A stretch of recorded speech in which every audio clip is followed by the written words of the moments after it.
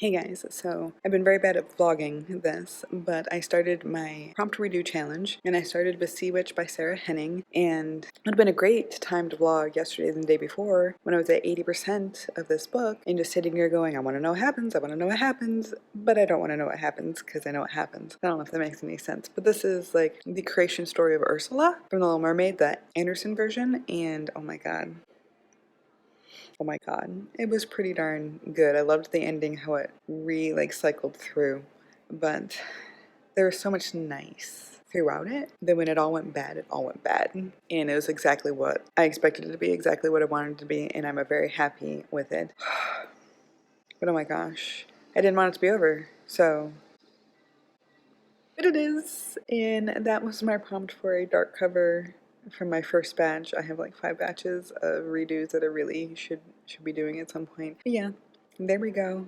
Nice thoughts. I loved Evie.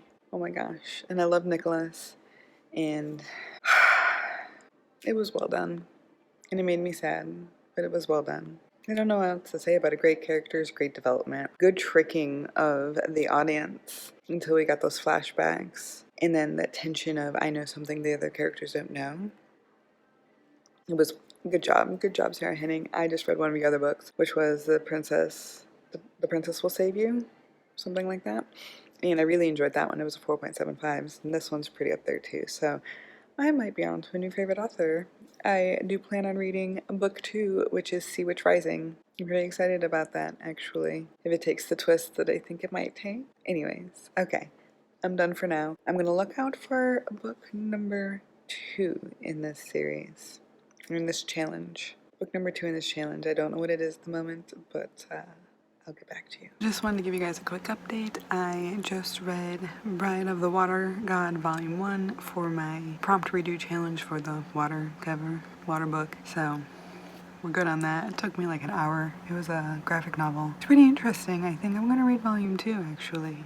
So yeah, this is about a young woman who is sacrificed to the water god because there's a drought, and everybody in the beginning is like, oh, don't look, it's good to sacrifice one for the many, at least it's not our kid, that kind of thing. We find out that she was saved when she almost drowned when she was younger, which is one of the reasons she was chosen, and we also find out that the water god is a child during the day and a man at night, and she thinks they're two separate people. So mom is also the god of like torture and destruction and stuff like that, so I feel like things are coming. I think we were set up well. Things are coming, and so I want to keep reading. We only have the first 3 on my library though, so I might be recommending some more books. So I have decided on my next prompt redo, and that is a POC rep. So I just happened to get We Free the Stars, which is the second in a series that I can't think of at the moment. Oh my god. I'll put covers over here. I think it's Hafsa Fazil. Hafsa. Y'all, I'm not remembering a whole lot of shit right now.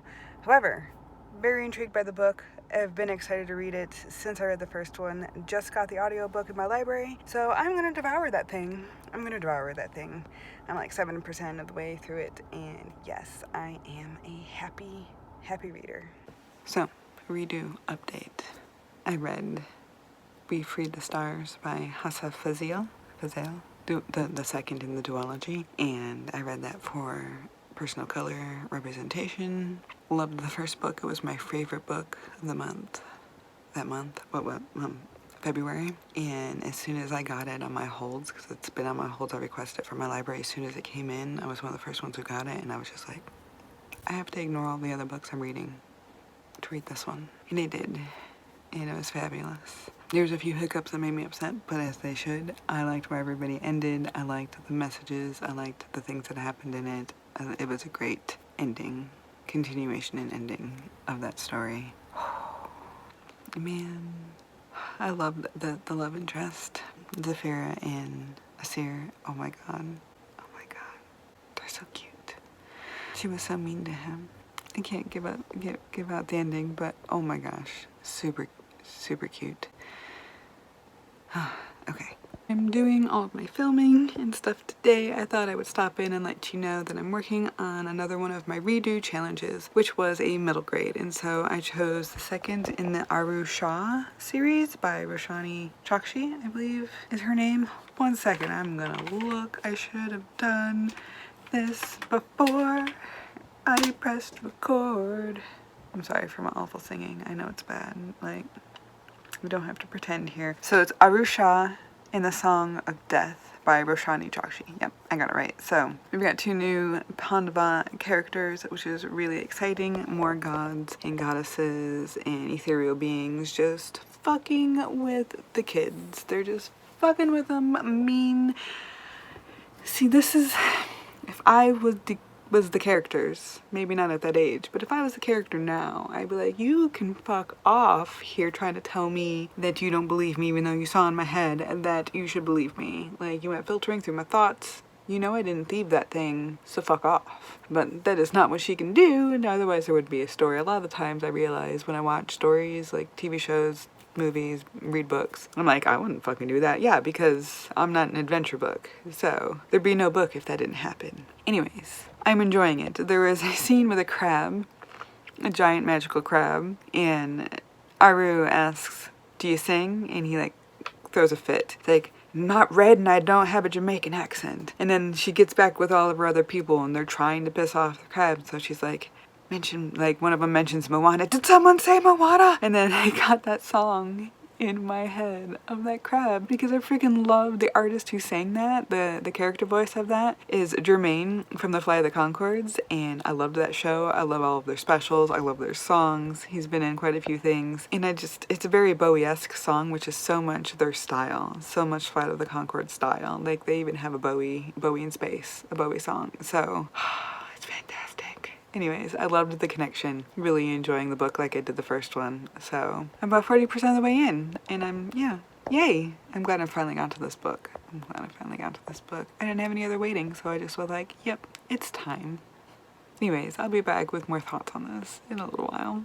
Okay guys, so I wanted to give you a little bit of an update on Arusha and the death song, I think. Anyways, book 2 of the Arusha series by Roshani Chokshi, and this was my middle grade prompt for my prompt redo challenge. As I mentioned before, I was partway through it, and I really liked it. I liked it a lot more than I liked the first one because it like jumped right into it. So there are 4 characters in this one instead of 2. We still have Minnie, we still have Aru, and we get Bryn and Aiden, which is a boy, and the 3 girls are still Pandavas, and Aiden is something else, but he keeps getting called a Pandava, and he's like, I'm not a Pandava. Anyways, I really liked the kind of brokenness of all of these characters, and how they come together, and how they talk about past lives influencing present lives, and how we're not the same people and we grow, which, you know, even if you don't believe in reincarnation, it creates a great metaphor for growing as people. We are not the same people we were 10 minutes ago, an hour ago, 3 days ago, a year ago, when we were children. You get what I'm saying? So that was really cute. I really loved the crab, and I think I mentioned this already, and I have a cat. You see that cat back there being naughty? Right there. She's being naughty. Pumpkin, what are you doing? Well, you should probably not do that.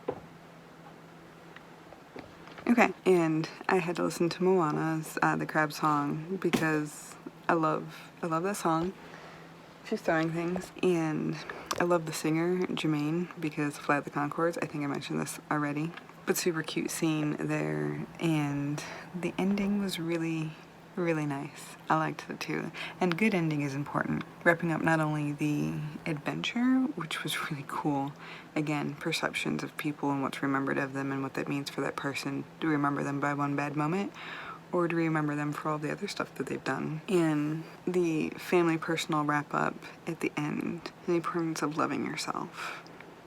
So, really good. I think I gave it 4 stars, 4.5 stars, something like that.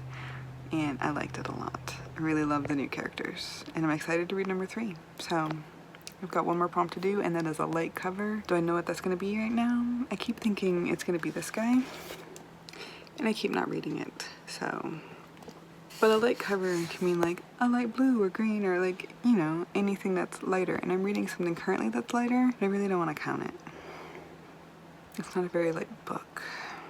No, I'm gonna pick something else next month. So yes, I will finish this in September, and that's exciting. And then I get to buy another book. I've been getting to buy books lately, and I love to buy ebooks though. Weird. That's weird for me. I might actually go to a bookstore. October. I'm gonna save my books for October when I go to New York, and I get to buy books with my dad. Yeah. Okay. Expect a birthday haul because October's my birthday month. I'm gonna go make dinner and keep a cat from destroying my things. She's probably back there in the window now. And I'll see you guys in a little bit. So I finished my final prompt for the prompt redo challenge. So my final prompt was a light cover, which I chose The Poet, which is one of the ones that I struggled to fill last time for 500 plus pages, and I think it's like 504 pages. Anyways, I struggled reading it, so I listened to it, and Michael Connelly himself put it on his own YouTube so that we can listen to the books and he can get the views for that, which is amazing. Thank you, Mr. Connelly, for doing that for me because it got me through the end of the book. So one of the issues that I had with this book is that I read book 2 first.